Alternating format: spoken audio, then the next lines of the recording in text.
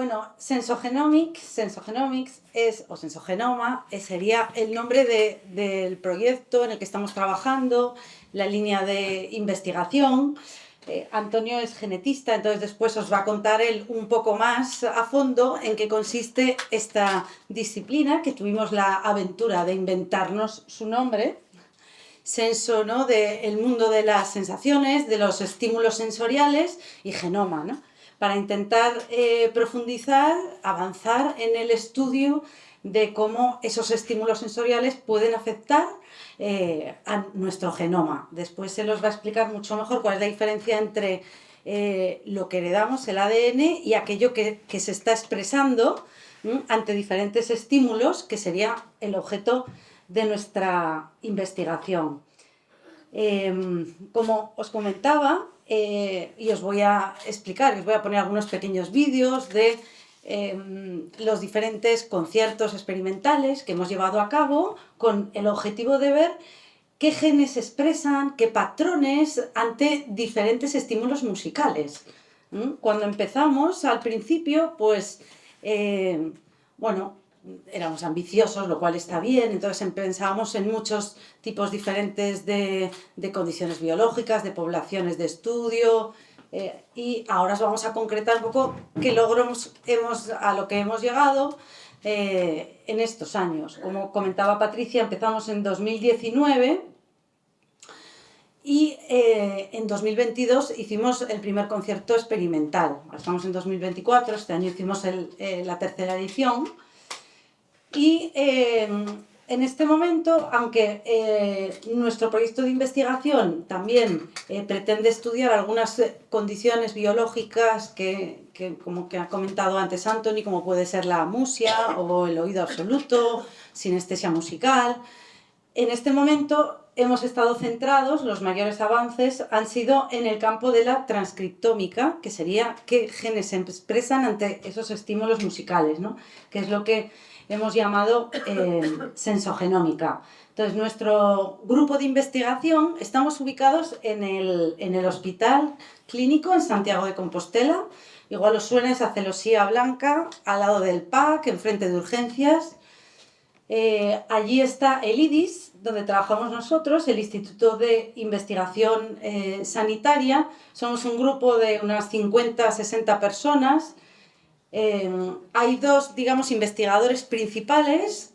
Uno sería Antonio y el otro está ahí también en la foto, Federico Martinón, que es el jefe del servicio de pediatría.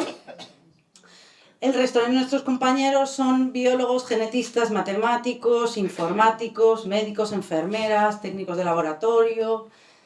La única avis raris soy yo y Antonio, que se le ocurrió semejante proyecto. Somos un grupo de investigación, pero dedicado a diferentes líneas. Una sería bueno, eso lo puedo contar un poco mejor después, pero bueno, temas de vacunas, enfermedades infecciosas raras, pediátricas, y otra línea de genética de poblaciones y biomedicina, donde estaría el proyecto que estamos contándoos ahora. Somos un equipo muy grande. La logística es muy compleja, como vais a ver ahora.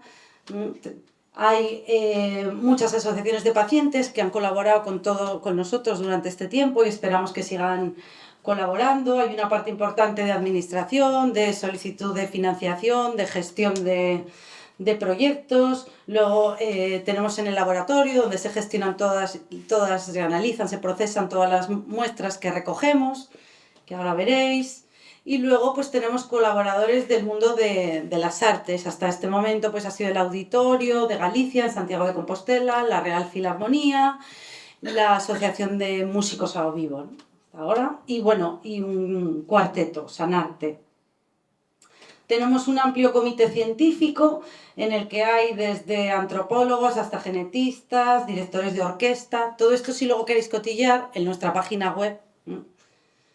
Pero bueno, nos interesaba pues tener un respaldo y sobre todo un feedback de hacia dónde puede ir el proyecto, porque creemos que es un proyecto que tiene un largo recorrido, acabamos de empezar, pero bueno, tener un grupo interdisciplinar es muy importante para tener una amplia una amplia mirada, ¿no?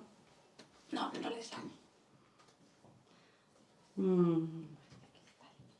Bueno, vamos a ver este vídeo que lo hicimos en el año 2022, fue como el lanzamiento del proyecto, así empezó todo, entonces necesitábamos salir a la luz con, bueno, de una manera donde la comunicación era importante, entonces esto nos lo hizo una empresa de comunicación para intentar llegar al público y sobre todo a conseguir financiación, ¿no? Necesitábamos que se entendiera un poco de manera sencilla cuál era el mensaje, cuál era un poco el objetivo del proyecto para organizar el primer concierto experimental. Entonces, si queréis, vamos a ver este primer... ¿Y si pudiéramos encontrar una nueva...? ¿Se escucha? Sí. No sé si se puede apagar un poquito mejor o... No, esto no. Ay, espera. ¿Apagar lo qué? La luz. Se ve bien. ¿Se ve bien, sí? Sí. Vale, vale. Ah, no va. Espera, no sé qué dice ahora.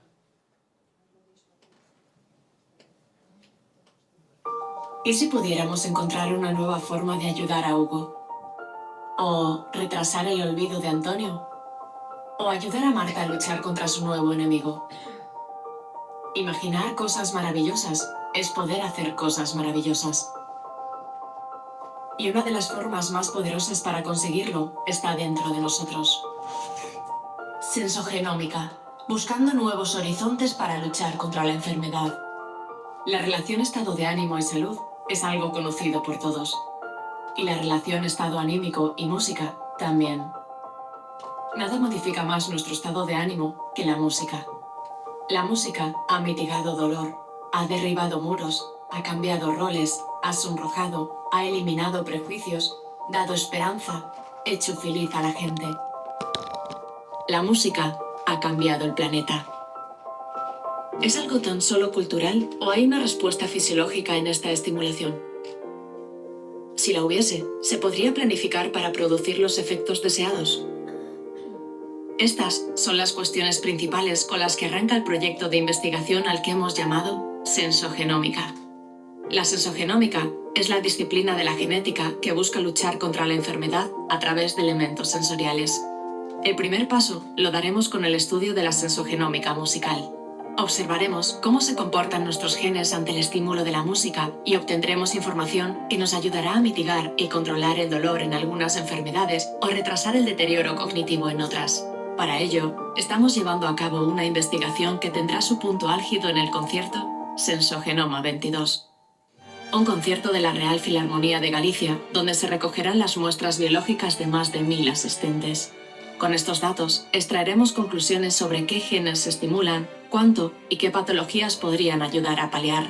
Entendiendo la base genética de la respuesta anímica, se podría planificar y prescribir el estímulo musical en la lucha contra la enfermedad.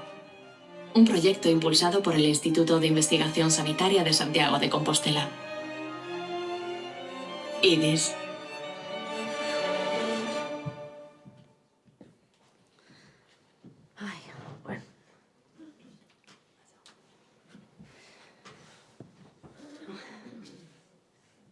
Bueno, la música nos emociona, estuvimos hablando toda la mañana de eso, de cómo la música forma parte de nuestra vida y hace que el mundo sea mejor. Es muy difícil imaginarnos un mundo sin música y todavía el potencial que tiene la música está por explotar, ¿no? El poder de la música es un tema recurrente en numerosas disciplinas, como por ejemplo, bueno, yo he puesto aquí unas imágenes de Arístides Quintiliano, que es un filósofo griego de estética de la música. Escribió un tratado en 3 libros sobre la música y él ya hablaba del poder que tenía la música para cambiar y modelar, hablaba de modelar el estado de las personas, en lo que él llamaba el ethos, ¿no? Y también, bueno, Pitágoras y otros filósofos griegos hablan de eso, ¿no? Su filosofía se fundamenta en un modelo musical y explica el mundo a través de la armonía, a través de la escala musical, a través de la octava, la división entre cuarta y quinta. Es fascinante cómo en ese momento ya no solo habla del poder de la música para la transformación del carácter de las personas, sino que habla también de la educación. Y recoge frases como terapia de las pasiones o terapia ética mediante las armonías. Mucho después, ya en el barroco, ahí tenéis a Johann Mattheson, creo que no sé si se pronuncia así, es alemán. Después ya en el barroco, la teoría, la doctrina de los afectos retomó un poco todas estas ideas y ya los compositores se hicieron eco de cómo utilizar diferentes modalidades o cómo usar diferentes tonalidades para producir diferentes efectos, ¿no? O sea, ya ellos, los músicos, ya trabajaban conociendo conscientemente los efectos de la música. Hoy en día a veces ha habido como un vacío, un desconocimiento, porque alguien que está interpretando una pieza de Bach a lo mejor normalmente desconoce que esa información, cuando los compositores estaban, la dominaban, ¿no? Y que si yo empiezo a componer algo en re mayor y luego paso a re menor, eso tiene una función que quería crear el compositor, y que hoy a veces en las escuelas de música, en los conservatorios, la gente toca como un autómata sin tener el conocimiento previo de qué efecto ya pensaba ese compositor trasladar con esa música, ¿no? No me voy a detener mucho en esto, tampoco en los antecedentes que desde nuestro proyecto hemos encontrado en la investigación científica. Antonio os va a hablar bastante de eso, pero bueno, os voy a enseñar un poco tenemos todavía, como grupo de investigación, tenemos pocas publicaciones. Esta fue la primera, hacíamos como una revisión de estudios previos y donde un poco acuñábamos la idea de sensogenómica y hablábamos del impacto de la música a nivel, estudios que demuestran el impacto que puede tener a nivel psicológico y de ciencias cognitivas, y también de transcriptómica, ¿no? En expresión de genes, que hay un par de estudios previos. También recogíamos estudios antecedentes sobre las bases biológicas de lo que serían las habilidades musicales, ¿no?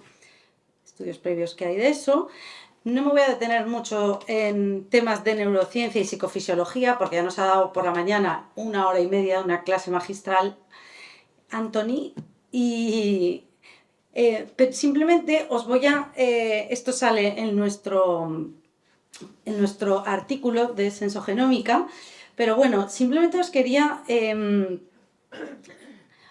comentar que sí que el cerebro de los músicos, los estudios que hay sobre la plasticidad que comentaba antes, eso, claro, es muy importante poder abordarlo desde las diferentes condiciones biológicas, enfermedades, patologías, como le queramos llamar, ¿no? Para poder profundizar en ese estudio. Nosotros, el primer concierto que hicimos fue con personas con demencia y con Alzheimer. Por eso empezamos a revisar los estudios previos que encontrábamos acerca de los antecedentes que había, de los beneficios de la música. Y es un poco lo que os voy a explicar muy brevemente. Fijaos, hicimos una revisión sobre estas investigaciones previas, y de 107 estudios publicados desde el año 2000, hay 44 de ellos, que veríais arriba, que reportan un beneficio en la memoria.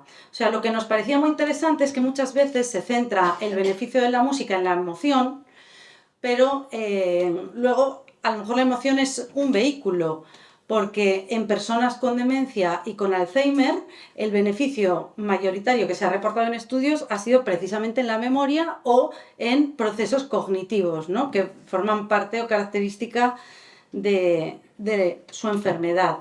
También vimos, bueno, aquí os iba a poner, pero no me funciona internet.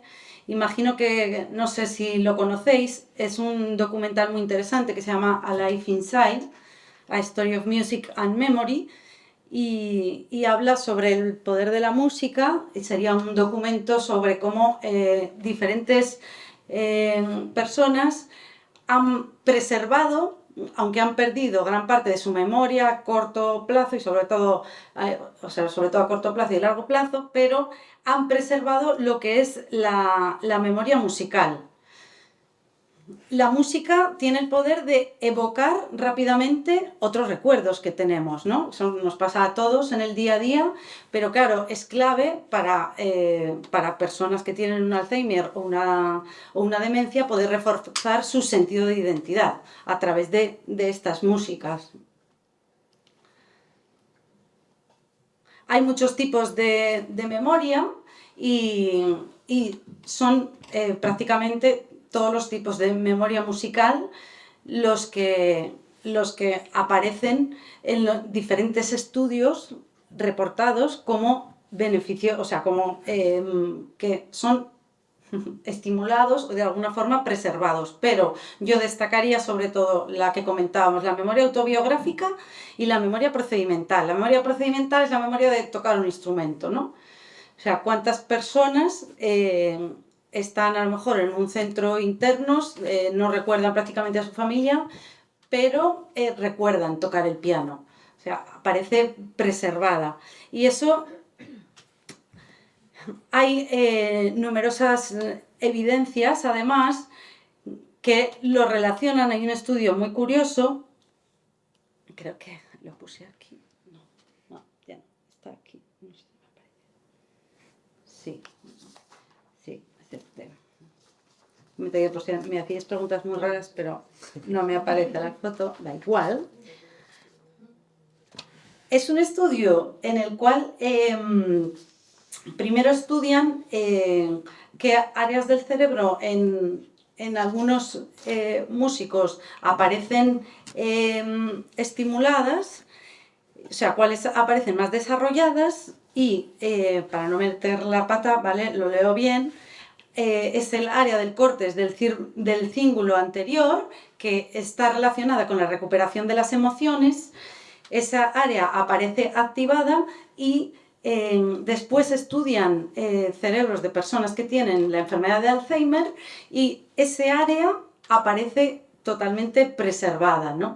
Con lo cual, bueno, se está buscando todavía justificación de qué es lo que pasa, porque esas personas que tienen la música, tiene que haber alguna explicación, ¿no? Puede haber otras de otro tipo, ¿no? Pero a nivel científico, que tiene la música, que es una actividad que se mantiene, ¿no? en nosotros. No me quiero meter mucho en hablar de diferentes evidencias que hemos encontrado de los beneficios de la música, porque bueno, para eso podemos ir directamente a las fuentes.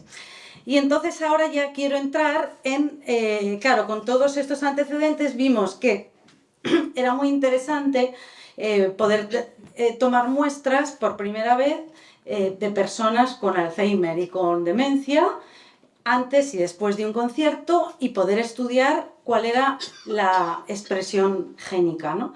Entonces vimos que había evidencias bastante importantes. Desde entonces hemos trabajado con más poblaciones, personas con daño cerebral y con trastorno de espectro autista, sobre todo. Veíamos que son de las que igual se encuentran más estudios y reportados, y con lo cual parece ser que vayamos a encontrar más beneficios. Entonces empezamos así. Sensogenoma 22 fue el lanzamiento, un poco salimos a la luz así de este proyecto de investigación. Entonces hicimos 3 conciertos. El primero fue un concierto piloto y después hicimos 2 grandes conciertos.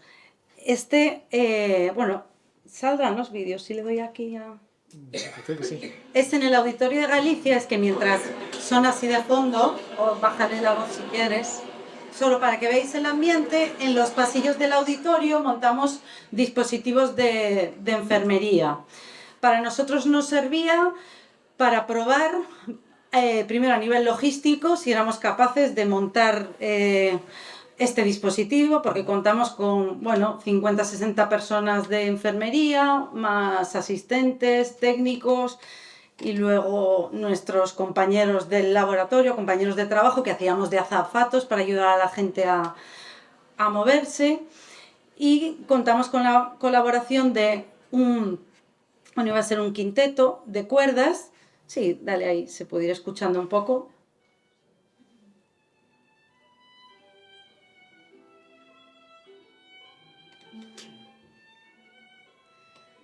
Bueno, interpretaron piezas de, no sé si se ve bien ahí, sí.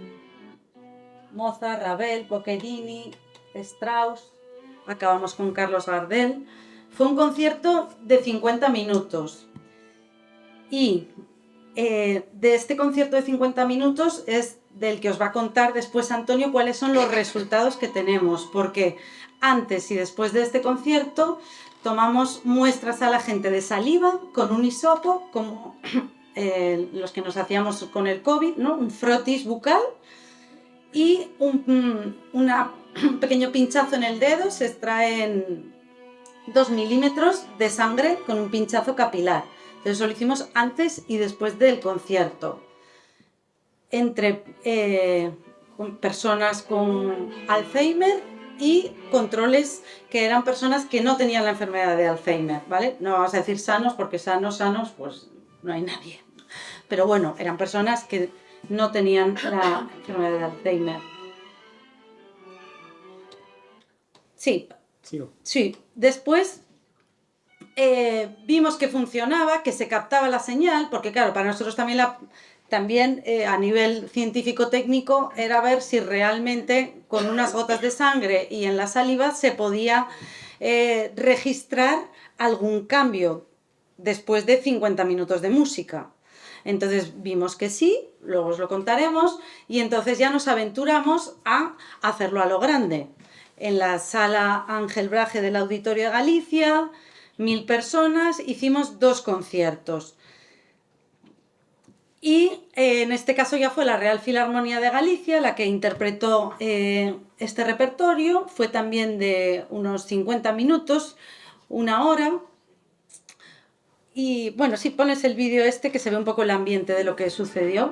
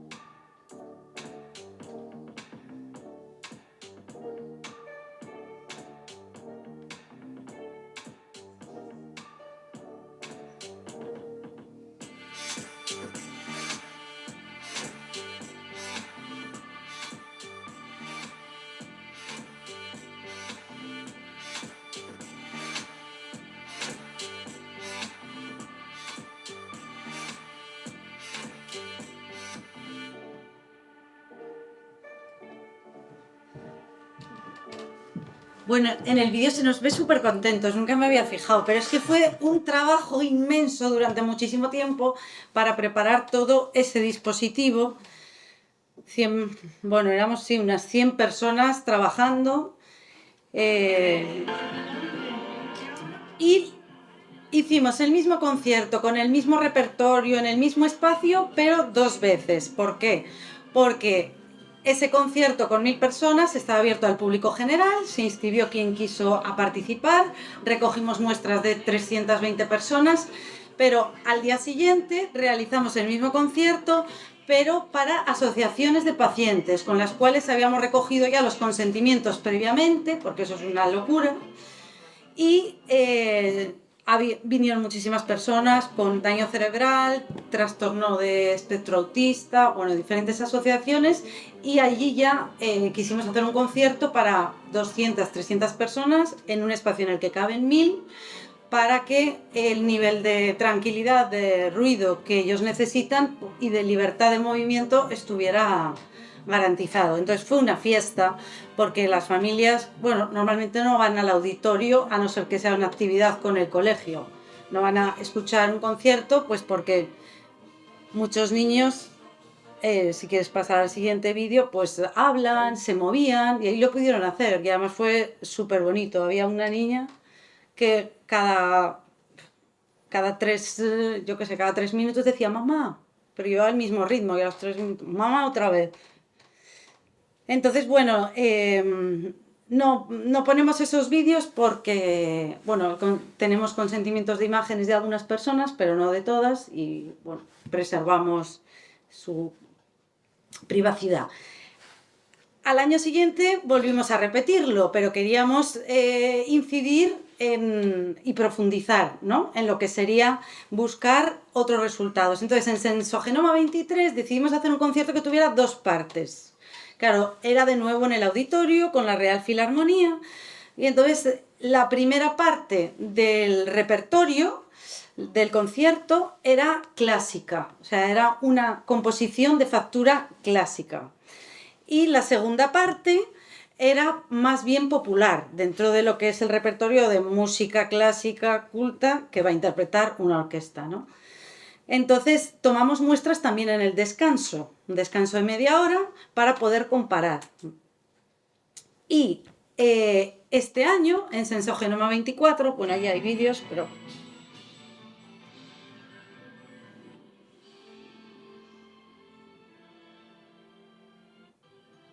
Sí.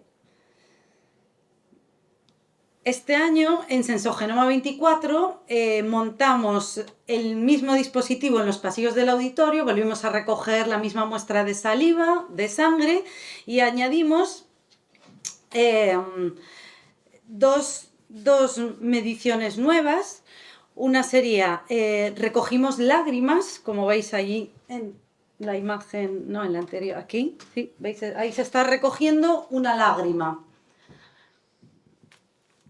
Y en la otra imagen, no en la anterior, veis que en la mano llevan un sensor.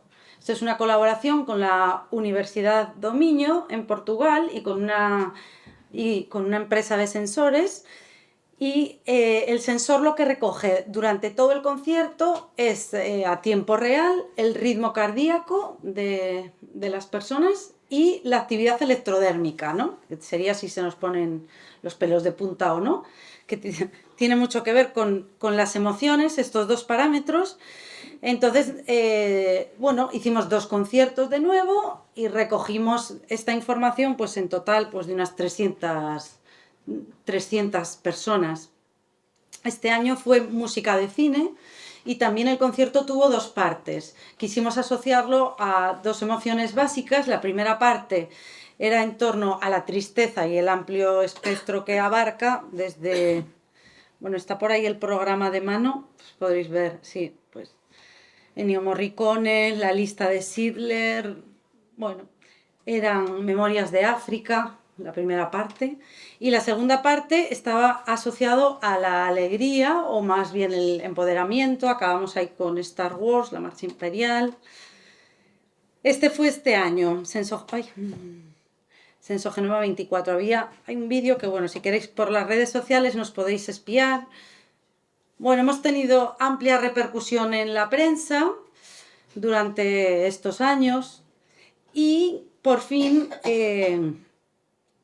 hemos conseguido un proyecto de cooperación europeo, un proyecto Interreg-POCTEP. Pasa al siguiente. Es un proyecto en el que somos 8 socios, porque es un estudio longitudinal. Claro, hasta ahora hemos estudiado, como habéis visto en estos conciertos experimentales, pues el antes y el después de un concierto, ¿no? También con un grupo control, no lo he comentado, con un grupo control silencio, que está en una sala sin escuchar el concierto, y les tomamos las mismas mediciones para tener un control, ¿no? pero queríamos hacer un estudio pues más prolongado, de más sesiones, ver si realmente podemos captar la expresión génica a largo plazo con una intervención musical más prolongada. Entonces, presentamos este proyecto que acaba de empezar.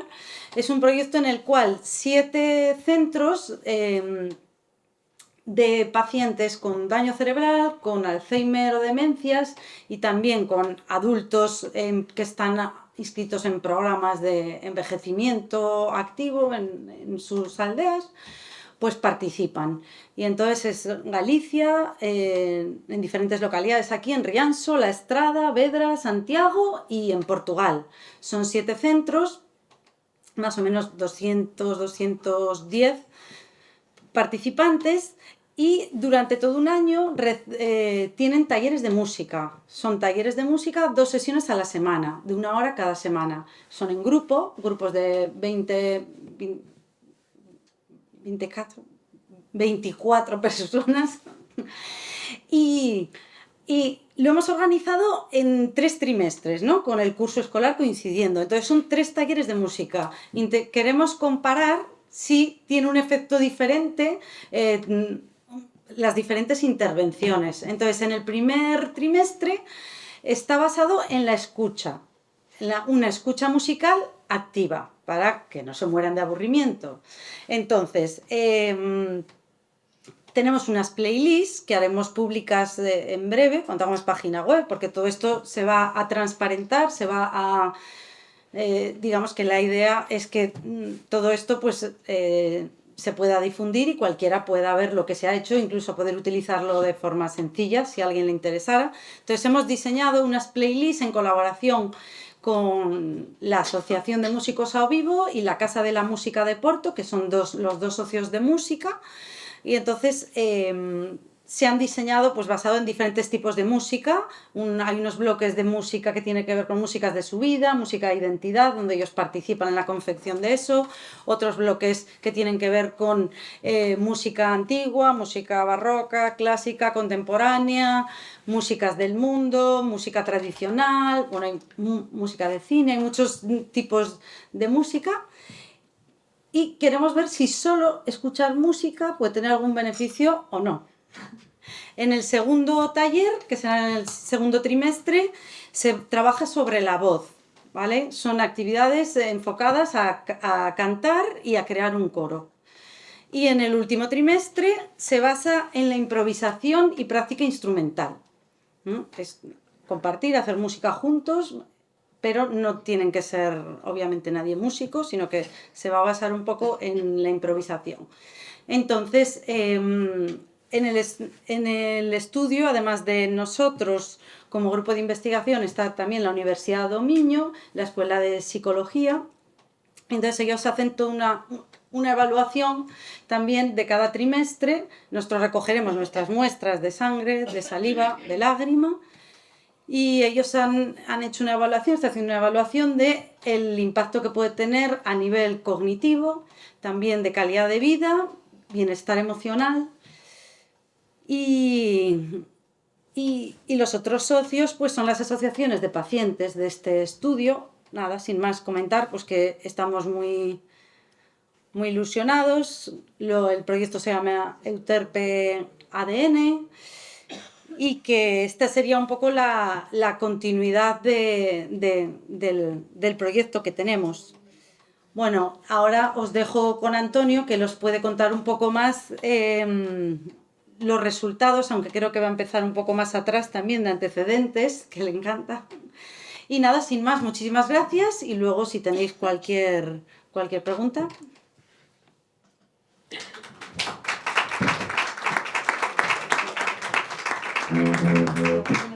Sí, sí. Bueno, pues no sé, Patricia, ¿cuánto tiempo tenemos? Más bien. ¿Andamos?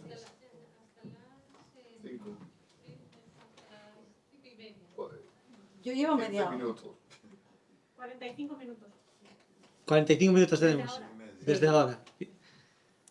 Bueno, yo me adapto, ¿eh? Bueno, antes de nada reiterar las gracias a todos los que, bueno, por habernos invitado a participar de esto, que para nosotros es un placer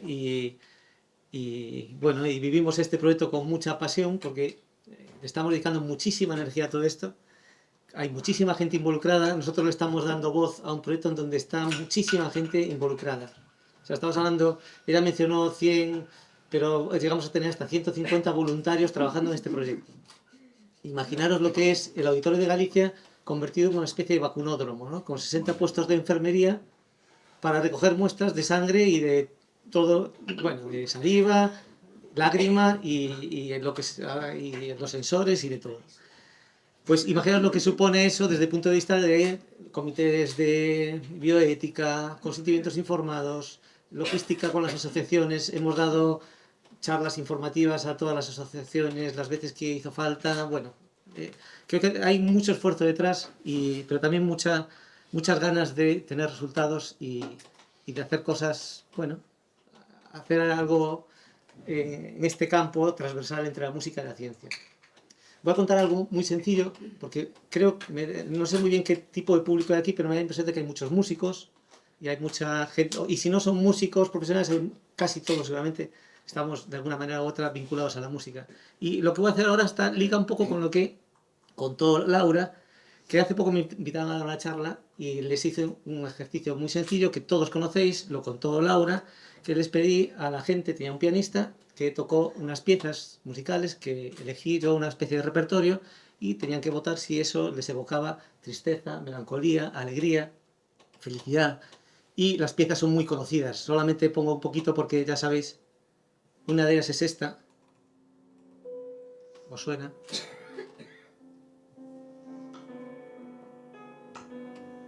El ejercicio era muy sencillo, ¿eh? Lo conocéis seguramente, ¿no? Este otro, que lo mencionó Laura también.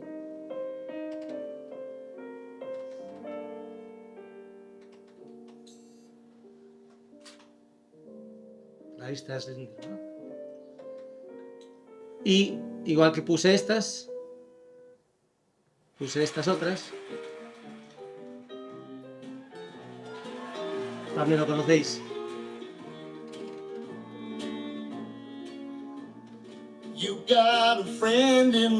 Y algo tan conocido también como esto. Bueno, es un ejercicio muy sencillo que obedece, que además que funcionó perfectamente y la gente votó lo que había que votar, ¿no? Pues, estaban todos alineados, todos con la tarjeta azul o todos con la tarjeta amarilla, si era una moción era la otra. Y todo funcionó muy bien, solamente uno se equivocó porque se equivocó del lado de la tarjeta.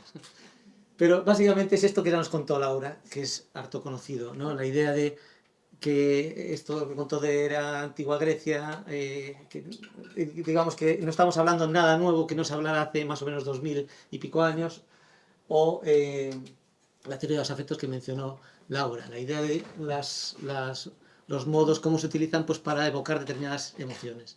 Pero el efecto psicológico de hacer ese ejercicio en directo es interesante. A pesar de que todos sabemos cómo funciona eso, o muchos sabéis cómo funciona eso, hacerlo en directo y con música en vivo, que para mí la música en vivo es algo diferente a poner unos vídeos como estamos poniendo ahora. La música en vivo traslada otro tipo de emociones más allá de los vídeos. Pero una pregunta que se ha hecho y todos nos hemos hecho en alguna fase de la historia y en la literatura, es algo que se cuestiona desde hace mucho tiempo, o se indaga desde hace mucho tiempo, es la idea de si esto es una percepción universal, si es algo que tiene que ver con la cultura, es algo que nos enseñan, si las emociones es algo que es enseñado, ¿no? Que a través de la cultura, de la educación, o es algo innato, ¿no? O sea, nacemos ya con cierta capacidad de procesar determinadas emociones.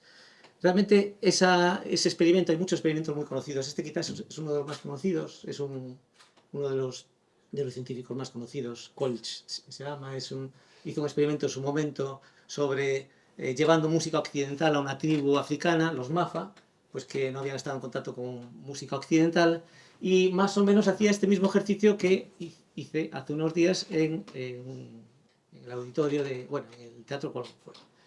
Y también funcionaba con una tribu que no había estado en contacto con la música occidental. O sea, eran capaces de reconocer esas mismas emociones sin haber estado en contacto con esa música occidental.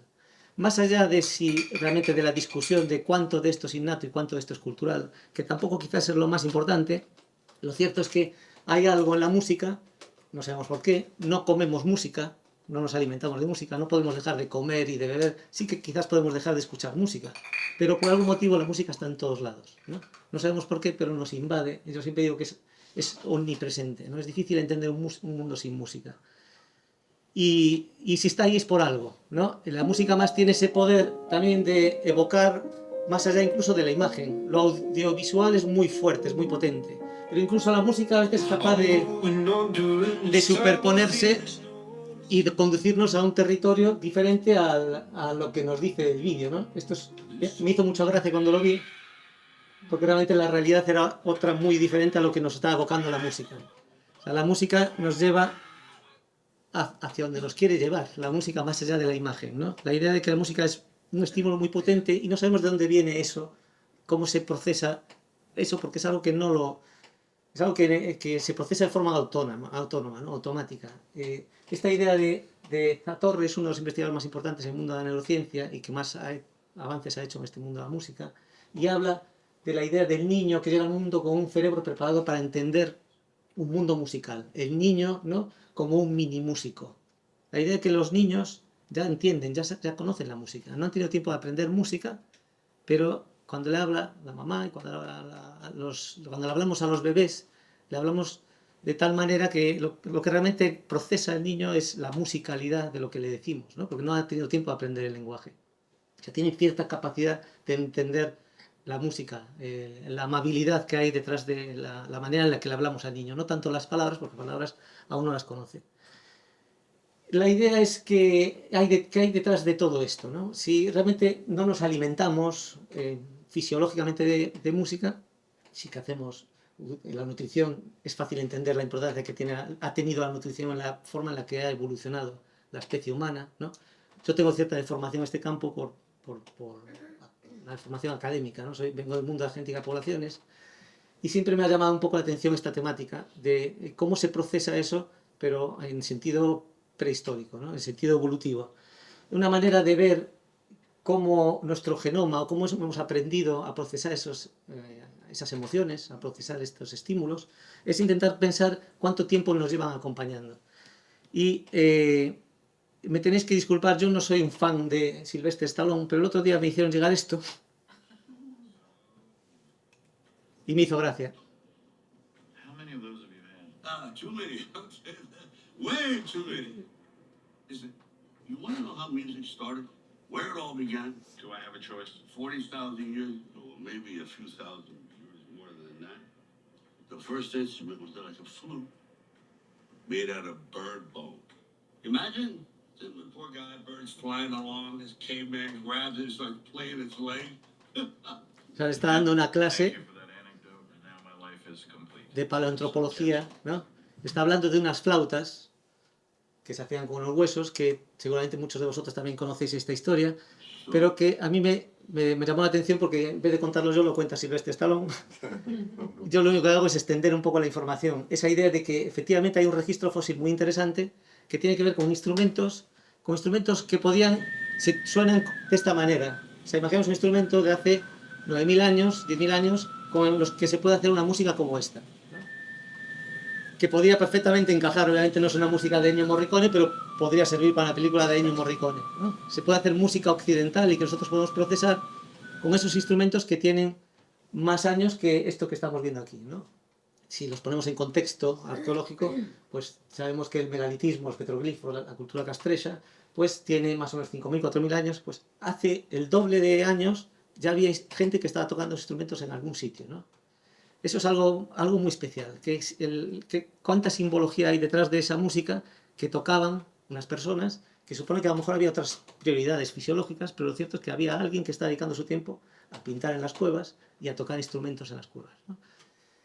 Y esto es algo muy interesante, me gusta mucho este ejemplo porque además estas flautas se sabe que podían emitir sonidos en distintas escalas, porque también se habla de la idea esta de que incluso podían servir para hacer música grupal. O sea, es algo muy mágico esto, ¿no? La idea de la música como un elemento de cohesión social, ¿no? Es una de las hipótesis que más se baraja en este mundo, de cómo surge la música o cómo se refuerza la música como una necesidad para cohesionar a las poblaciones, ¿no? Pero la idea más interesante es que incluso cuando retrocedemos hace 35.000 años, 40.000 años, como decía Sylvester Stallone, pues nos vemos también con flautas, pues que, bueno, estas no suenan, no pueden sonar, pues están muy deterioradas, pero están perfectamente conservadas como para reconocer que son seguramente las flautas más antiguas que existen hoy en día y que hablan de una tradición musical pues que por lo menos tiene eso, 35 o 40.000 años, ¿no? O sea, que llevamos demasiado tiempo conviviendo con la música y es muy probable que el primer instrumento es muchísimo más antiguo, que es la voz, ¿no? Pero no queda registro arqueológico de eso. Lamentablemente no había grabadoras ni teléfonos móviles hace 40.000 años, no nos queda registro de eso. Ni tampoco queda mucho registro de muchos otros instrumentos que seguramente eran más perecederos, ¿no? Como bien sabéis muchos de vosotros. Lo cierto es que ahora conectamos con la biología, la idea de nos vamos a un clásico de los biólogos evolucionistas, naturalistas, como es Charles Darwin, decía que la expresión musical entendía la música como un universo particular de expresión humana, que era una característica de selección natural ligada a la función comunicativa y la selección sexual. Decía literalmente esto: es probable que los ancestros del hombre, ya fueran los machos o las hembras o ambos sexos, antes de adquirir el poder de expresar el amor mutuo en un discurso articulado, se esforzaron por atraerse mutuamente con notas musicales y ritmos. O sea, Charles Darwin hablaba de la idea esta de que seguramente hubo un precedente al lenguaje articulado, al lenguaje, ¿no? Con el que nos estamos entendiendo ahora mismo, y seguramente ese lenguaje era un lenguaje musical. La necesidad de que la lengua fue un vehículo de comunicación importante, pero muy temprano, ¿no? Y que formó parte de la especiación, del fenómeno de especiación en el género, en la especie de Homo sapiens.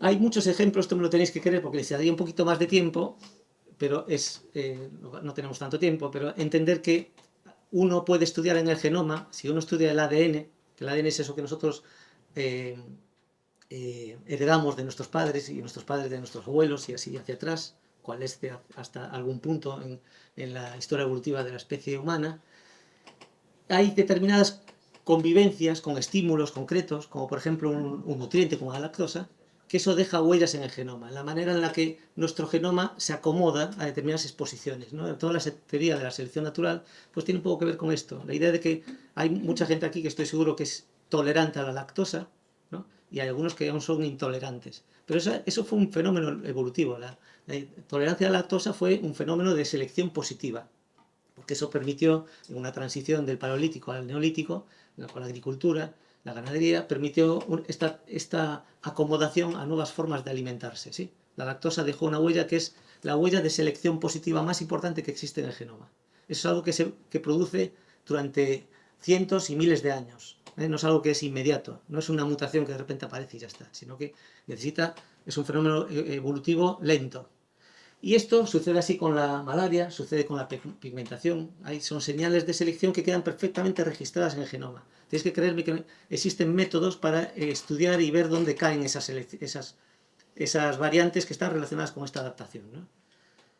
Bueno, la pregunta es si hay algo de esto relacionado con la música en el genoma.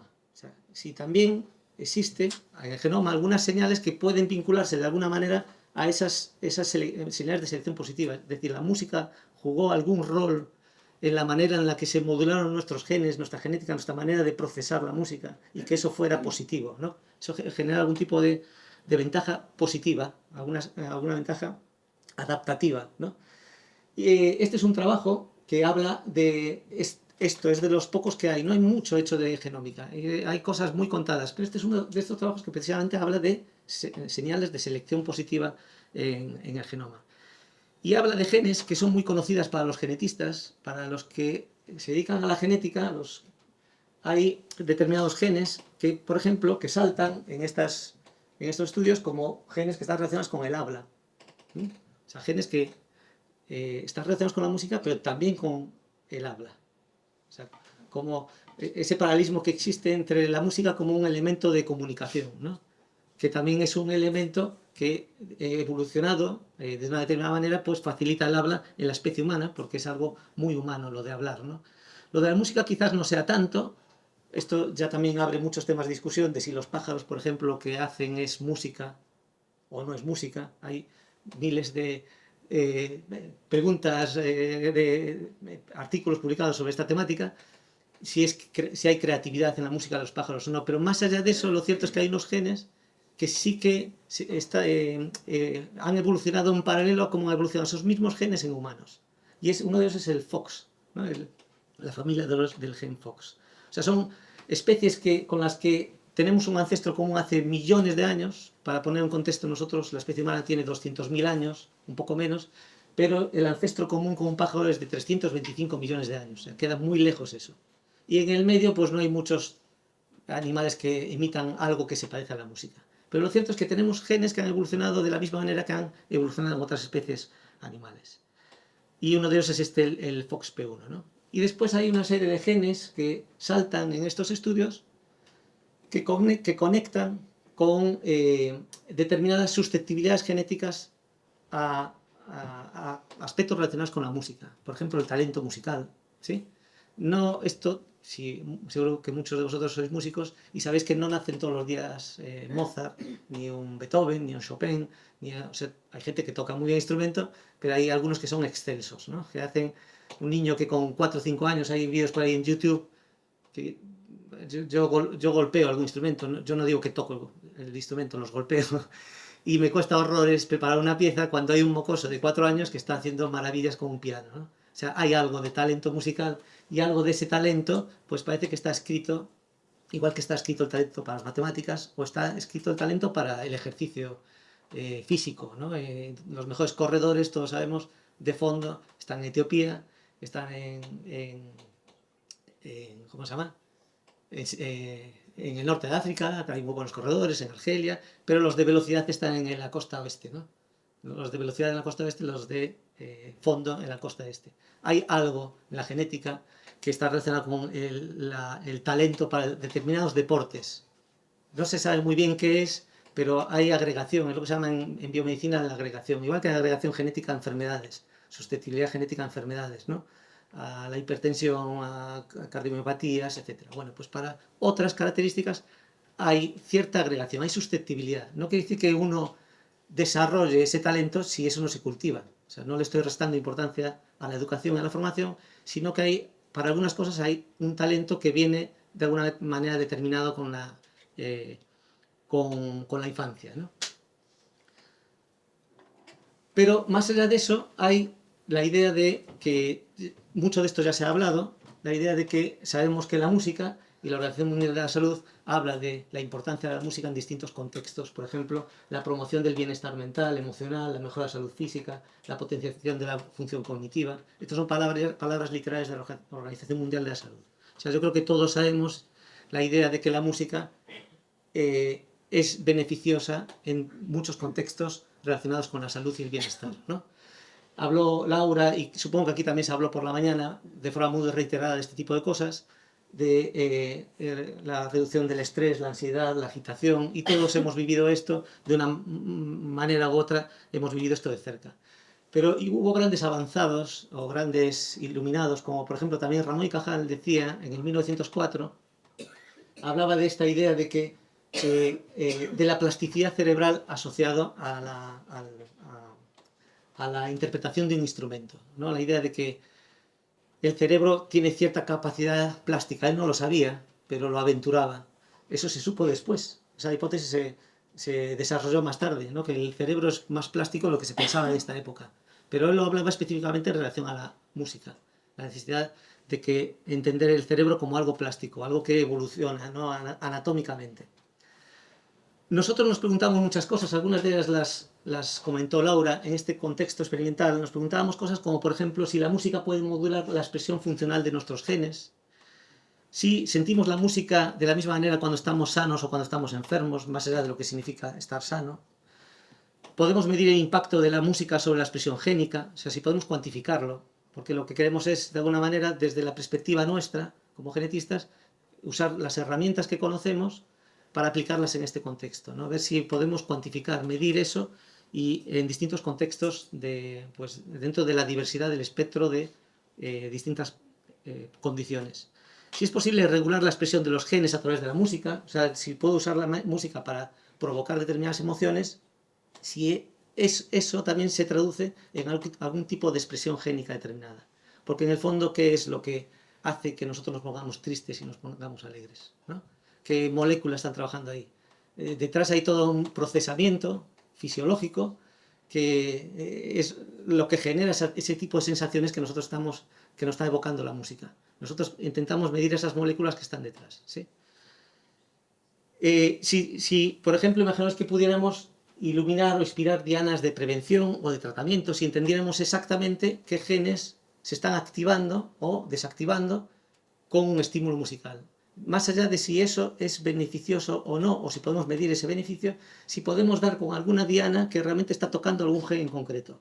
O sea, ¿qué genes se están estimulando? Cuando yo le pongo música a una persona y esa música es alegre, está contenta, y esa persona que está escuchando música se siente bien, o es capaz de recuperar una parcela de su memoria, ¿qué gen exactamente se está disparando ahí? ¿Qué genes se están encendiendo y qué genes están apagando? Y entender esto en un contexto futurista, futurible, de farmacogenómica musical. Eso suena como muy mágico, pero ¿por qué no pensar en que el día de mañana podemos entender mejor cómo funciona la música desde el punto de vista molecular y si eso se puede utilizar de alguna manera? Y para eso surgió todo este proyecto del que habló Laura. Y os voy a explicar que nosotros lo que hacemos básicamente es, tenéis que intentar entender este concepto, que lo voy a explicar muy rápido, la idea de que los genes, que es eso que heredamos de nuestros padres, es algo muy estático, ¿no? Es algo que nosotros heredamos, es un libro, y el libro es como un piano, que el piano, si no hay un intérprete, si no hay una pianista como Laura, que toca ese piano, pues ese piano no suena, ¿no? El genoma es algo así. El genoma es eso que nosotros heredamos de nuestros ancestros, ¿no? De la manera que os dije antes, dos padres, abuelos, bisabuelos, y así hacia atrás, pues hasta cuál esther, hasta el ancestro, bueno, lo que se llama el ancestro común. Nosotros lo que estudiamos en primera instancia es esta idea, estudiamos la música que se expresa de ese instrumento. Nuestro instrumento es el genoma, y estudiamos qué moléculas se expresan. Cuando nosotros a una persona le ponemos música, estudiamos qué tipo de genes se expresan por efecto de ese estímulo. O sea, los genes son unos y cada uno puede tener unas características genéticas individuales, porque no hay dos personas idénticas, incluso los gemelos, aunque son genéticamente idénticos, puede haber determinadas parcelas de ese genoma que no son iguales, porque hay otras cosas, como el epigenoma, además, que los hace diferentes. Pero además hay educación, hay cultura, que no todos filtran de la misma manera, por muy gemelos que sean. Yo tengo dos hijas gemelas, por eso conozco de cerca ese escenario. Lo cierto es que nosotros escuchamos lo que nosotros llamamos de forma poética la música de los genes, ¿no? La armonía de esos genes. ¿Qué es lo que está pasando en esos genes cuando estimulas a una persona con música? Y esto es tan fácil como coger una muestra antes de un estímulo y después de ese estímulo. O sea, ¿qué es lo que pasó en esa persona antes de que recibiera ese estímulo y después de que lo haya recogido? O, como hicimos en estos 2 últimos años, antes del estímulo, en el medio de un estímulo, si quisimos evocar 2 emociones, y al final del estímulo. Pues 3 muestras, por ejemplo, en un concierto. Y lo que hacemos es ver cómo la música, si es capaz de mover lo que nosotros llamamos el transcriptoma, es decir, todas esas moléculas que se expresan por impacto de la música. Y hubo varios trabajos, voy a ir rápido a esto porque os voy a explicar directamente que lo que hacemos es algo parecido a esto. Imaginaos que nosotros cogemos la muestra al principio del concierto, esto está simplificado, y cogemos la muestra después de que le metemos un estímulo musical a una persona, como es un concierto de la Real Filarmonía. Lo que medimos es qué genes se excitan, se sobreexpresan, porque los genes es algo que se transcribe a partir del genoma, ¿no? El genoma tiene codificado una información y ese genoma produce unas moléculas. Esas moléculas, imaginaos que son genes, ¿no? Que nosotros podemos medir. Son un tipo de moléculas que nosotros podemos medir. Y podemos medir en el orden de miles, 30.000, 40.000, 50.000, porque hay muchísimos más moléculas que genes. Genes son 21.000, nosotros tenemos unos 21.000 genes, pero podemos llegar hasta medir 250.000 productos de esos genes. Para que os hagáis una idea de las moléculas y el contexto en el que nos movemos, ¿no? De manejo de datos.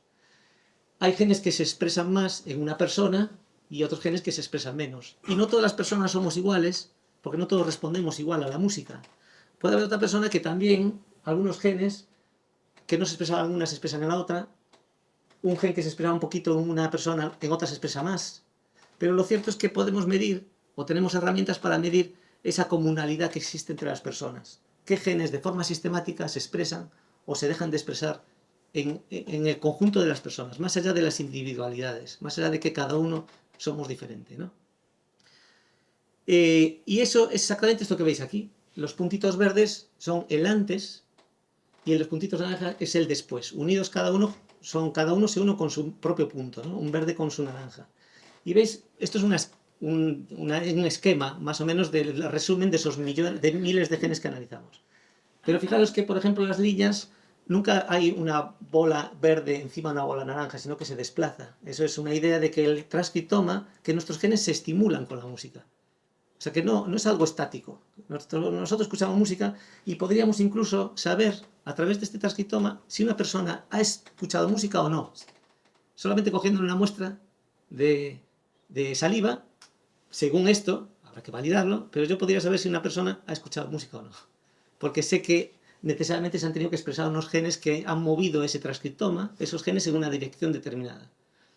Y también sé que en la enfermedad de Alzheimer, por ejemplo, fijaros, solamente de forma descriptiva, más allá de lo que significa esta gráfica, fijaros que los puntos están más alejados a la izquierda, en la gráfica de la izquierda, que en la de la derecha, ¿no? La idea es de que los pacientes de Alzheimer son más sensibles a la música. Los genes se expresan más o se expresan menos, pero cuantitativamente la diferencia es mayor que una persona que no tiene esa patología. O sea que hay como un grado de sensibilidad, duplican, digamos, la sensibilidad en el estímulo musical con respecto a personas que no tienen esa patología.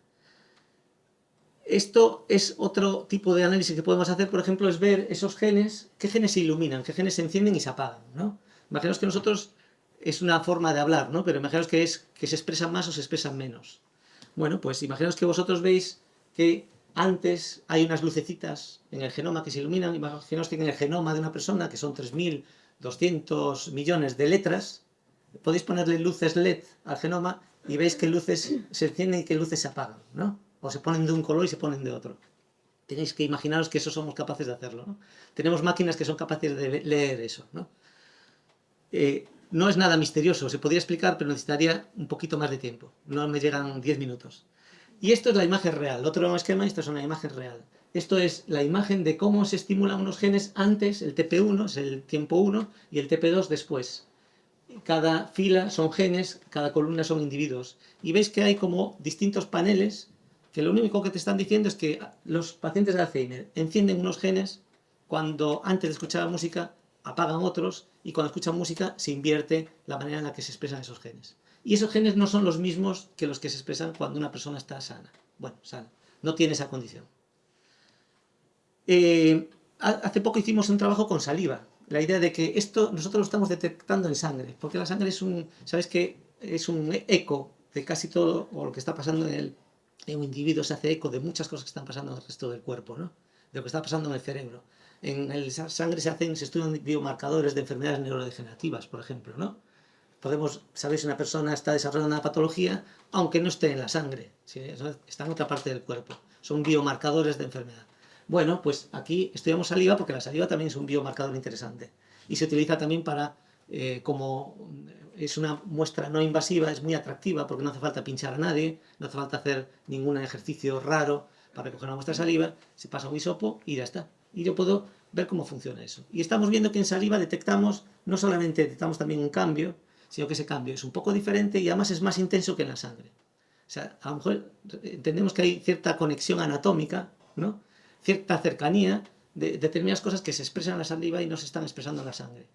Porque el genoma es el mismo en todos lados del cuerpo. Tenemos el mismo genoma, es el que heredamos de nuestros padres. Pero el genoma no se expresa igual en un sitio anatómico que en otro. Y estamos viendo que esas señales son diferentes. Y ahora estamos analizando esto, la lágrima, porque también la lágrima se está utilizando últimamente, en estos últimos años, como una muestra para analizar biomarcadores de enfermedad. Esas tiras se utilizan generalmente, los utilizan los oftalmólogos para para diagnosticar, por ejemplo, ojo seco, ¿no? Las tiras de Schiller. Y nosotros hemos recogido estas tiras en este último concierto y ahora estamos analizando el proteoma, que es otro tipo de moléculas diferente a lo que analizamos hasta ahora. Pero también es interesante saber qué es lo que pasa en esa lágrima.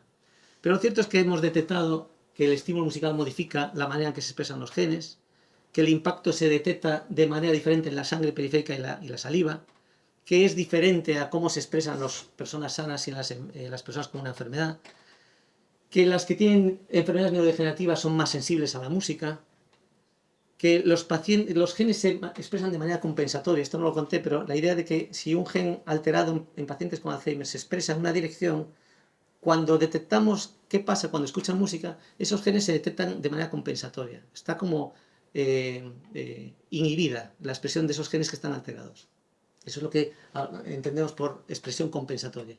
Esos genes se están frenando, la manera en la que se expresan debido a la enfermedad. No sabemos si eso tiene algo que ver con los beneficios o no, porque no lo hemos estudiado eso, pero sí que es una observación que parece que puede ser interesante explorar, porque podría haber alguna conexión entre eso y esto que hablamos antes, mencionó Laura, de que hay parcelas de la memoria de los pacientes con Alzheimer que están muy bien preservadas y que además están como aletargadas, pero cuando uno escucha música de repente ahí como que se despiertan, ¿no? Se encienden. Bueno, y hay algo especial, esto se me ocurrió ponerlo ayer, pero me parece muy mágico en algo como esto, ¿no? Cambiando de registro. Cuando hablamos de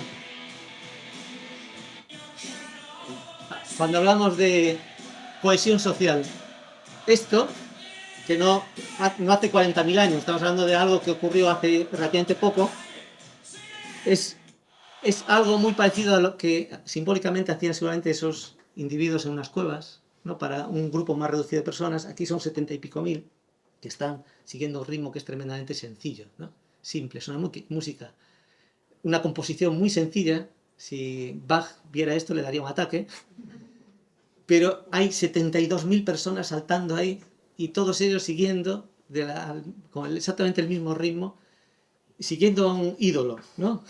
No está soltando un discurso, algo tremendamente profundo, es un ritmo, con un poquito de música y ya está. Pero son 72.000 personas haciendo exactamente eso. Y eso para mí es mágico, pero también yéndonos al polo opuesto y también retomando lo que hablaba Laura, este vídeo seguramente lo conocéis, pero para mí es igual de mágico que lo que nos ofrecía, nos regalaba ahí Freddie Mercury, porque a mí se me ponen los pelos de punta cada vez que veo esto. O sea, una persona con un Alzheimer muy avanzado, que de repente hay algo que se despierta ahí en cuestión de segundos, ¿no? O sea, una persona que es incapaz de reconocer a sus hijos, a sus amigos, pero de repente algo pasa ahí, algo se enciende, esas lucecitas que están apagadas, de repente hay algo en su cerebro que se enciende. Y es capaz de rememorar, ¿no? Eso que ella ha entrenado de una manera como un atleta, ¿no? Tantísimas veces, le ha dedicado tantísimo tiempo de su vida. Y además poniendo el vídeo a la par, como en algún momento.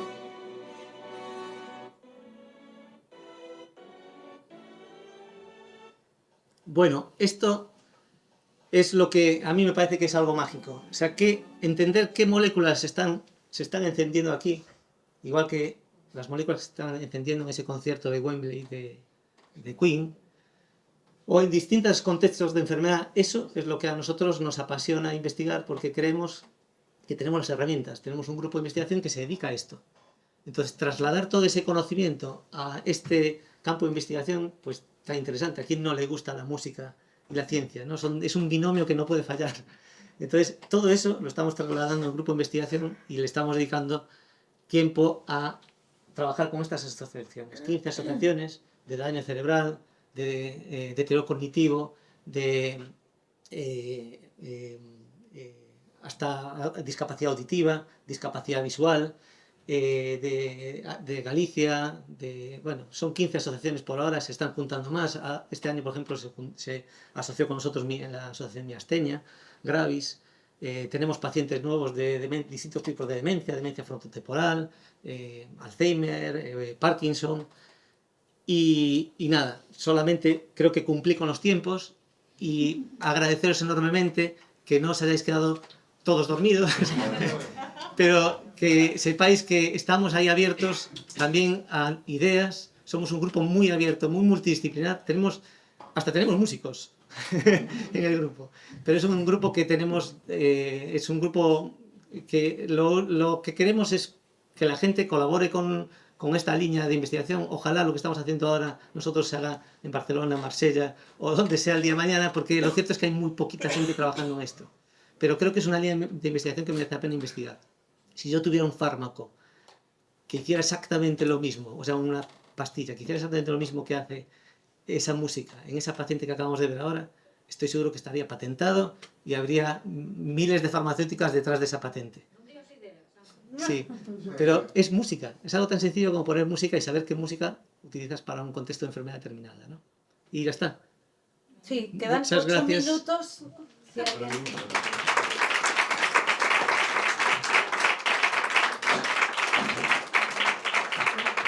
Micaela, Lucía. Una pregunta para ti, bueno, más de una, pero la primera sería, ¿usáis elegir criterios musicales a la hora del programa del concierto o os adaptáis a lo que diga la Real Filarmonía de su programación? Es una ardua negociación entre el director de la orquesta, la directora técnica y nosotros, bueno, yo y Antonio, porque claro, hay muchos criterios que no son solo musicales, que son económicos, porque si la Real Filarmonía tiene que contratar solistas o instrumentistas de refuerzo, pues ya encarece todo. Y digamos que ellos colaboran de manera gratuita, que a nosotros no les pagamos nada, entonces hay una negociación. En el primer concierto, el objetivo sobre todo era que fuera buscábamos que las piezas fueran como una curva así, ¿no? A la gente. O sea, que en ningún momento te aburrieras o, ¿sabes? Que fuera como, bueno, un subir y bajar de emociones, ¿no? De emociones, de sensaciones. Entonces buscamos una gran variedad, rítmica, tonal, armónica. Eso en el primero. En el segundo ya sí que fue, pues, bueno, buscar un repertorio de factura más clásica, como comentaba, y otro popular. Y en el último, música de cine, también fue muy difícil la negociación porque tienen muchísimos derechos las partituras de cine. Entonces, de la idea original a lo que quedó, estamos, bueno, más o menos contentos, sobre todo de la primera parte me pareció más interesante que la segunda y tuvimos que combinar pues piezas que no tienen derechos ya con unas que valen, que puede costar, imagínate, 1.800 euros solo por tocarla una vez, una obra, una pieza de 3 minutos, ¿no? Los hijos del coro, por ejemplo. No, ¿Te acuerdas? la de A veces piezas de 40 segundos. la lista de Schindler, También, lista de también, Schindler, sí. O Memorias de África, también cuestan eso. Entonces, bueno, es ahí una negociación. A veces propones una, claro, no controlas mucho porque está el orgánico, ¿no? Es que eso, Claro, que si oiga, necesitas 3 refuerzos. trompas, si tenemos 2, tú, contrata una trompa, bueno. Ya, sí. No, pero claro, es que al escucharte me acordaba que de un listado de ejemplos que tenemos o que tenemos en nuestra formación como músicos a lo largo de la historia, pues más allá de la teoría de los afectos, la música renacentista, tantas veces que aparece el número áureo en las partituras de, no sé, de Bach mismamente. Entonces, claro, a lo mejor si pensáramos un objetivo musical o claramente lo que hay en una partitura, de cómo se podría reflejar eso o cómo se podría percibir eso en una persona que no es músico, igualmente, porque los músicos al final lo vivimos, queramos o no, de otra manera, con la formación que tenemos, y no sé, a lo mejor por ahí se podrían buscar otras...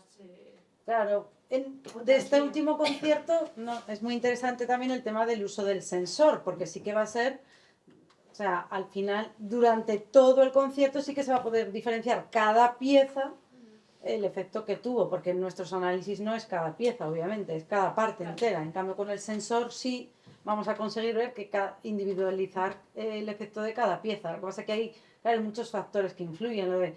Hay mucha literatura también sobre música conocida o no conocida, familiar o no familiar, ¿no? Entonces, ahí también saber, o sea, de cada persona que recoge las muestras, nosotros sí que hacemos una evaluación musical, pero sobre todo de su formación musical. No sabemos si conoce esa pieza o no la conoce. Bueno, es que el camino acaba de empezar, entonces también... Bueno, espera, Usía... espera, tenía otra pregunta rápida para ti. En cuanto a, habías hablado, pues bueno, se mencionaba en la presentación del para el envejecimiento de la escucha musical y demás. Me pregunto si hay una correlación entre, o tenéis estudios, o vosotros os ha dado por pensar, entre el tamaño de los telómeros y cómo está relacionado, si es que lo está, con la escucha musical. Y el crecimiento, pues probablemente de los telómeros, no sé si en músicos profesionales hay algo. Bueno, hay algo que no mencionamos y es que todos estos experimentos son carísimos. El repertorio musical es una negociación que es eterna, porque necesita refuerzos, que si no sé qué, no sé cuánto, porque es caro en sí mismo. Pero esto os garantizo que es muchísimo más caro que todo eso, ¿no? Hacer un transcriptoma, un genoma, un epigenoma, un proteoma, todo eso estamos hablando de muchísimo dinero. Entonces nosotros sobrevivimos con esto, seguimos tirando para adelante porque somos un grupo de investigación que tiene muchísimas líneas abiertas, tenemos plataformas de servicio, tenemos muchas cosas que pueden alimentar este proyecto, pero es muy difícil conseguir financiación. Con esas limitaciones, nosotros tenemos que generar un orden de prioridades. ¿Cuánto podemos llegar a hacer? Y se nos ocurre que se puede hacer miles de cosas. Esto que está mencionando ahora suena como interesante, ¿no? La idea de establecer algún tipo de correlación con la longitud de los telómeros, pero hay tantas cosas que hacer. Nosotros somos un grupo, no sé si es para bien o para mal, somos muy creativos. No musicalmente creativos, pero desde el punto de vista de académicos somos muy creativos. Y tenemos un montón de cosas en lista de espera, incluso aquí no lo hemos mencionado, pero hasta experimentación animal, para ver todo el impacto de esto que estamos estudiando en humanos, pero en animales, porque puedes hacer otro tipo de aproximación a animales que no puedes hacer en humanos. O sea que eso llegará, seguramente llega, pero por ejemplo, la longitud de este telómero es interesante analizarla más a largo plazo.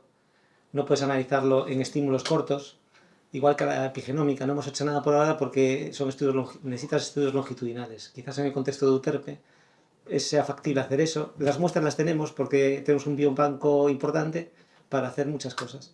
O sea que creemos que todo va a llegar. Llevamos 2 años básicamente investigando y ya tenemos una producción científica atractiva. Es escasa aún, pero son 2 años. Y en tiempos científicos, 2 años es muy poquito. Necesitamos 10 años para generar masa crítica. Hay 2 preguntas Sí. más. Uxía. Pois, bueno, moitas gracias por as vosas ponencias, interesante. E eu cando falaches de cohesión social, pois como que se me encendeu aí unha lámpara, non? Porque claro, estamos en un territorio galego onde a música galega de tradición oral é enorme. E a música, os géneros da música popular galega son grandísimos e son super conocidos, vai a máis, ten cada vez máis poder, máis presencia a música popular tradicional e mesmo de composición. E claro, estes exemplos todos eran el Mercury, a orquesta clásica, tacatá, sabendo, e eu non comprendo moi ben, non? Se vos vades a chegar un día a coller, pois, a raíz, a árbol genealóxico galego da música. Porque non só por iso, sino porque os que nos dedicamos á música tradicional, que estamos aquí algún, tamén sabemos que a farruca, que chegou ao flamenco, dícese que é daqueles colonos que Isabel a Católica enviou ás Alpujarras. Entón, hai todo un traballo genético dentro da locura que hai agora do folclore en España. Entón, a mí acabas de encender unha luz, porque todo este traballo que estamos facendo etnógrafos, antropólogos, musicólogos, por averiguar cuáles son os movimentos de personas, e coas músicas populares, tanto a nivel español como a nivel europeo, e isto, o que acabas de contar, dame a impresión de que poder dar muchísima información. É certo que acabades de empezar. se o dixeches e que todo é carísimo. Pero bueno, Pero, non sei, Uxía, contamos contigo para desarrollar esa liña. Que contamos contigo para desarrollar esa liña. Non, quero decir que Pero non, digo en serio, aí, porque quero decir, todo o que se fala de e a música galega cuánto ten de portuguesa e a música do Sí. flamenca e a música de Marrocos canto ten de galega Sí. tamén todas estas sí, e o impacto da música do folclore na xente de idade avanzada, non? Porque a música familiar, o impacto da música familiar nas persoas con idade avanzada. Se realmente, se non fixemos máis cousas, é porque non tíamos tempo nin logística. Por exemplo, tamén nos interesa moito a improvisación, o traballo, isto mesmo que estaba facendo no ámbito da improvisación. A musicalidade da voz, tocádela ou Aínda só tocamos o que os contamos. Claro, por ahora é instrumental, pero sí que nos interesa moitísimo a voz. De feito, un dos talleres de música do proxecto este Sí. de Euterpe é música vocal, coral. Traballo coa voz todo o trimestre. Así que eso vai chegar. E aí vai haber música máis variada, incluso música folclórica tamén. Ahora, Toni, Sí. Muchas gracias por la presentación porque es un trabajo brutal, ¿no? Como trabajamos en este campo sabemos la gran cantidad de trabajo que supone lo que habéis hecho y de hecho estoy muy sorprendido, o sea, porque no sé cómo lo hacéis. Pero... Yo tampoco. Y nada, solo quería comentarte, porque la pregunta que tengo es, porque aparte de la música, se ha probado esto con otro tipo de tareas en humanos, quiero decir, ¿cuánta es la latencia que necesita el cerebro para hacer este tipo de cambios transcriptónicos? ¿Nos vas a encontrar con otro tipo de cosa? Y eso es la pregunta que me hacía, ¿no? O sea, ¿hasta qué punto sabemos si estos cambios son posibles tan rápido? ¿No? Sí. Y la segunda pregunta es un poco, claro, ¿cómo sabes si son cambios de la música, de la intervención? Porque estamos hablando de la música, pero pones a la gente en un contexto especial, con un trato especial, con unas expectativas, tal. ¿Cómo sabemos que es por la música? Cierto, sabes, la primera pregunta se me acaba de quedar en blanco. Sí, no sé, si podríamos pensar en otro tipo de actividad humana. Sí, que yo sepa, se ha hecho trabajos, a mi juicio, académicamente cuestionables en relación con el estrés, por ejemplo, o con yoga. Hay un trabajo sobre yoga, pero muy poquito, y creo, desde mi punto de vista, un poco pobres. El campo está abierto para hacer miles de cosas, porque realmente no se ha hecho nada en el terreno de las artes, ¿no? Se podía hacer esto mismo en otros contextos.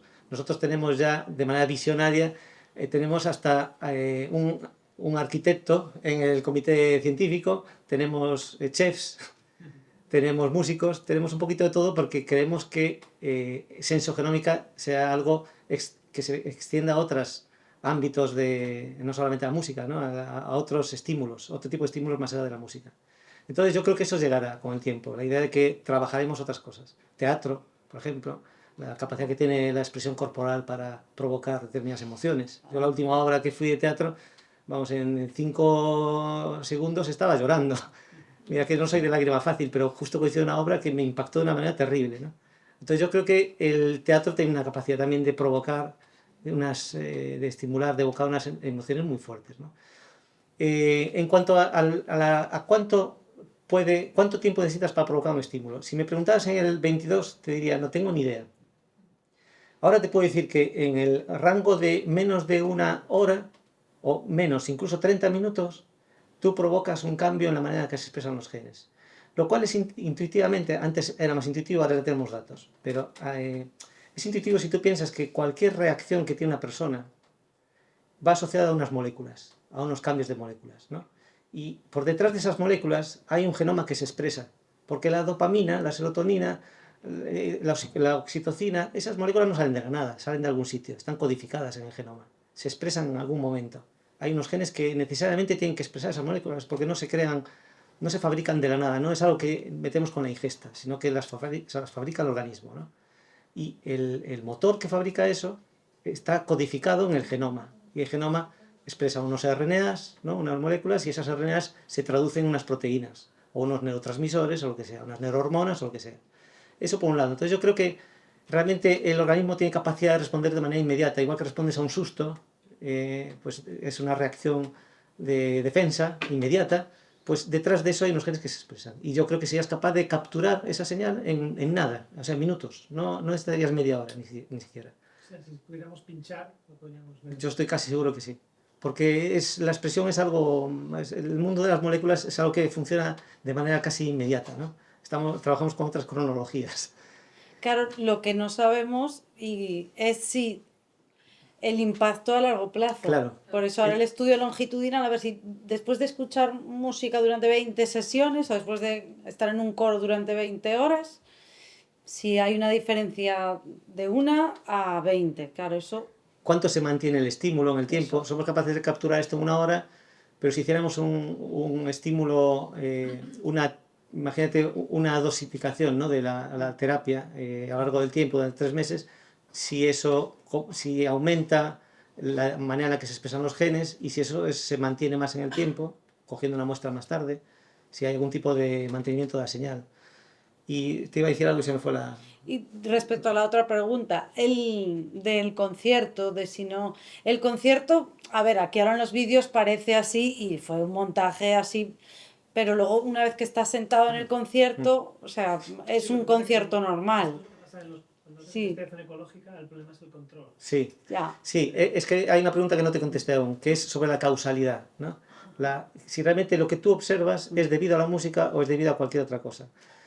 Determinar la causa en biomedicina es de lo más difícil que hay. Hay algún tipo de experimento, tú lo conoces bien, ¿no? El ensayo clínico aleatorizado, randomizado, es el modelo más atractivo para hacer este tipo de cosas, para saber si la causa real de lo que tú estás observando es debido a la música o es debido a cualquier otra cosa. Eso lo estamos haciendo ahora en el estudio de Euterpe para estudiar más, intentar investigar más la causalidad de esto. Pero lo que sí que intentamos hacer es minimizar el impacto de la variabilidad de las personas, porque lo que hacemos es hacer los análisis pareados. O sea, nosotros lo que analizamos es una muestra de una persona con ella misma, pero antes y después. Y todos los análisis se analizan de manera pareada. De manera que no importa tanto la diversidad de las personas, si una persona es más sensible a la música clásica, si le gusta o no le gusta la música clásica, sino cómo ha cambiado su transcriptoma desde un tiempo 1 a un tiempo 2. Miramos ese desplazamiento. Y el ruido se minimiza muchísimo porque estás eliminando factores de confusión, ¿no? Es una manera que tenemos de tratar esta temática. Y luego, analizándolo poblacionalmente, vemos si existe alguna señal de comunalidad, ¿no? Si todas ellas, debido al estímulo, tienden a expresar unos genes de una determinada manera. O sea, no es la metodología ideal, pero se aproxima. O sea, tenemos ciertos mecanismos analíticos para disminuir errores de confusión, problemas de confusión. Y por ahora es difícil hacer otra cosa diferente, porque a una persona no la puedes evadir de estímulos. Aunque cierre los ojos y la pongas en una cámara de estas de silencio, incluso con silencio absoluto, esa persona va a seguir recibiendo estímulos. Entonces no existe el mundo sin estímulos. Entonces lo único que podemos hacer es modular esto matemáticamente, ¿no?, analíticamente, para intentar descubrir esas relaciones de causalidad que existen entre el estímulo y los genes. Una sugerencia sería que pusierais un marcador de la intensidad del impacto de la música en las personas, por ejemplo, este cuestionario. Sí. Con lo cual, igual eso permitiría correlacionar los efectos con la intensidad de la emoción. O sea, si Este año coger a un grupo y ponerlo en una sala de cine, no sé. Sí, Este año hicimos un cuestionario. Lo que pasa que no sé cómo saldrá porque fue a través del móvil. Y entonces era un berenjenal, la sangre, la saliva, la lágrima, el sensor y los de la Facultad de Psicología de la Universidad de Dominio con el cuestionario, la gente descargándose. Entonces no sé aún cuántos cuestionarios tendrá. Pero estamos abiertos a, ya sabes, a colaborar, y ideas que tengas, por favor, lo que somos grandes receptores de ideas y de colaboraciones. O sea, tenemos cualquier cosa que se os ocurra, como lo comentaba antes Ushia, Si queréis, es bienvenido todo, ¿no? Hay otra duda, pero si queréis en el café o como queráis, ¿no? Bueno, yo también me apunto a felicitarles por este trabajazo interesantísimo. Yo veo que estos estudios están muy enfocados a pacientes, a grupos de personas con enfermedades neurológicas, enfermedades neurodegenerativas. Yo en el campo de trabajo donde estoy, que es el paciente crítico, en la UCI, sí que hay muchísimo interés en en aplicar, en introducir la música en nuestras áreas de Sí. cuidados críticos. De hecho, ya hay experiencias de incluso llevar equipos de música o un músico aislado que se coloca en el centro de una unidad de cuidados críticos, y no hay un registro genético, pero sí que hay un registro probablemente hormonal de respuesta. De biomarcadores, ¿no? Frecuencia cardíaca, frecuencia Sí, sí, sí, sí, sí. respiratoria, marcadores biológicos, ¿no? Interleuquinas. Sí. Yo les animo a... Estamos en ello. Pues eso, Pero por les favor, animo a esto. si ves la posibilidad de colaborar y ayudarnos en alguna línea, estamos encantados. ¿En qué Porque hospital estás? Estoy en la UCI de Coruña. hicimos ya talleres con ARPA en el hospital clínico. Hay hospitales que ya Sí, están estamos haciendo protocolizados. cosas. Y luego otra pregunta, hablamos siempre de adultos, el grupo este tan numeroso de gente que han registrado, ¿hay menores de edad? ¿Hay Sí. diferencias entre la respuesta y el comportamiento genético en menores de edad y adultos? Aún no Esto- están analizados Poco a esos poco. datos.